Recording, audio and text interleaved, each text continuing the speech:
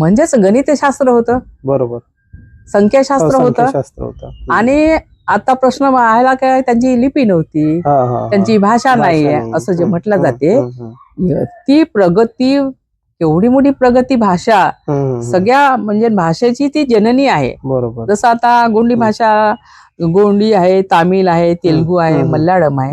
ह्या भाषांना द्रविड कुलातल्या भाषा म्हणतात. द्रविड कुलातल्या, बरोबर. द्रविड कुलातल्या भाषेत, या द्रविड कुलातल्या भाषेची आई जर असेल तर ती गोंडी भाषा. गोंडी भाषा आहे. तरी आजही 10 राज्यात 40 लाखाच्या वर लोक बोलतात गोंडी भाषा. गोंडी भाषा. तरी त्या भाषेला 8व्या अनुसूचीमध्ये स्थान नाही. याचं कारण काय ताई, म्हणजे तुम्ही याला कसं बघता? हा, मग पहा ना, आपण म्हणतेच तो विचार करू की एवढी मोठी भाषा आहे, ती सशक्त आहे, सुंदर आहे, सौंदर्यवान आहे, शब्द भांडार विपुल आहे आणि सौंदर्याने नटलेली भाषा आहे. परंतु तिला 40 लाखाहून जास्त अधिक लोक बोलणारे आहे, त्याचं लिटरेचर पण आहे, तरी 8व्या सूचीमध्ये स्थान दिल्या जात नाही. परंतु संस्कृत भाषा जर तुम्ही पाहिली तर 5 लोकही बोलताना, एक कुटुंब तुमच्या देशामध्ये, पूर्ण जगामध्ये एक कुटुंब तरी बोलणारं संतात दाखवा संस्कृत भाषा. बरोबर. त्यांचे तर कोणीच बोलणार, तरी त्यांना म्हणजे मान्यता आहे. म्हणजे इथली जी सामाजिक व्यवस्था आहे, धार्मिक व्यवस्था आहे, आणि इथल्या सामाजिक धार्मिक व्यवस्थेचे जे संचालन करणारे जे मक्तेदार ठेकेदार होते, त्यांच्या हातामध्ये जे सत्ता होती, त्याच्यामुळे त्या लोकांनी आधी आम्हाला धिक्कार केला, बाहेरचे आले, आमच्या घरात घुसले, आम्हाला चोर लुटारू जंगलाचे वनवासी म्हटलं गेलं आणि म्हणत आहे अजूनही. त्याच्यामुळे आमच्या भाषेला ते न्याय देत नाही.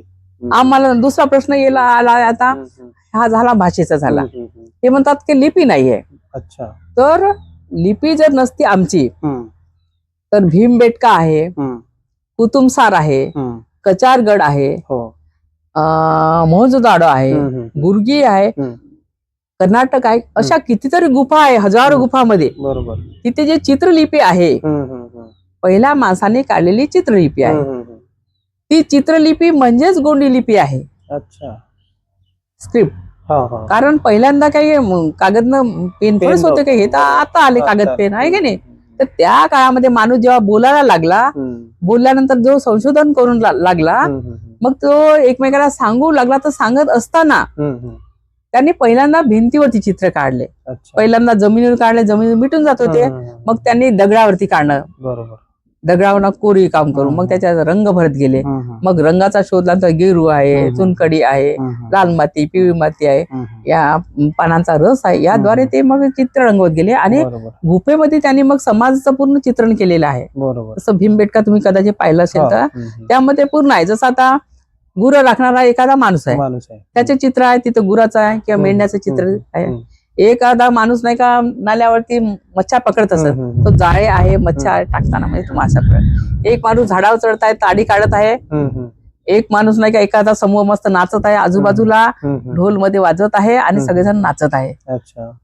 हे जे चित्र पाहिलं तर ते आता 10, 15, 20 हजार वर्षापूर्वीच असेल, आहे का नाही. बेटका समजा, तर तिथे जे चित्र काढलं तर त्याच तो चित्र आणि आजचा समूह, याच्यामध्ये जर तुम्ही अभ्यास जर केला तर ढोल वाजवणारा माणूस, समूहाने नाचणारा माणूस जर पाहिलं तर आमचा आदिवासी माणूसच आहे. आहे की नाही. तेव्हाही नाचत होता आणि आजही नाचत आहे. आजही पाहायला मी त्यांना ढोल वाजवून नाचणारा म्हणजे आदिवासी समुदाय आहे का नाही. किंवा निसर्गाला पूजणारा माणूस तो तेव्हाही पण होता, तो आजही आहे. ती त्याची लिपी होती. तर कालांतराने जेव्हा इथं आर्याचं आगमन झालं 2,5-3 हजार वर्षापूर्वी, आणि त्यांनी ती लिपी त्यांची दगडावरती होती, गुफेमध्ये होती, बरोबर मिटवून टाकली. काही ताम्रपत्रावर असेल, परंतु मोहनजोदाडो हडप्पामध्ये जी लिपी आहे ती ते पोचू शकले नाही. त्यामध्ये जी लिपी आहे ती गोंडी लिपी आहे, आणि तिचा अभ्यास डॉक्टर मोतीराम कंगाली यांनी केलेला आहे. आणि सैंधवी लिपिका उद्बोधन या पुस्तकात त्यांनी पूर्ण गोंडी लिपी दिलेला आहे, म्हणजे अभ्यास केला पूर्ण एक शब्दाचा. पूर्ण संस्कृतीमधला लिंगो आहे तिथे. जे असा एक माणूस बसलेला आहे, हातात एवढे कंगन आहे, डोक्यावर शिरमूर आहे, एका बाजूला सम आणि विषम जे गोत्र आहे, एका बाजूला पानगेंडा आहे, नाग आहे, वाघ आहे, इकडे बैल आहे, कासव आहे, मासा आहे, अशा प्रकारचे जे चित्र आहे हे सगळे टोटेम आहे.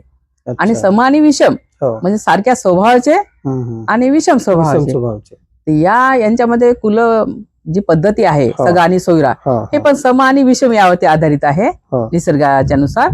तर तशा प्रकारचं चित्र तुम्हाला त्या याच्यामध्ये पाहायला मिळते चित्रलिपीमध्ये. चित्रलिपीमध्ये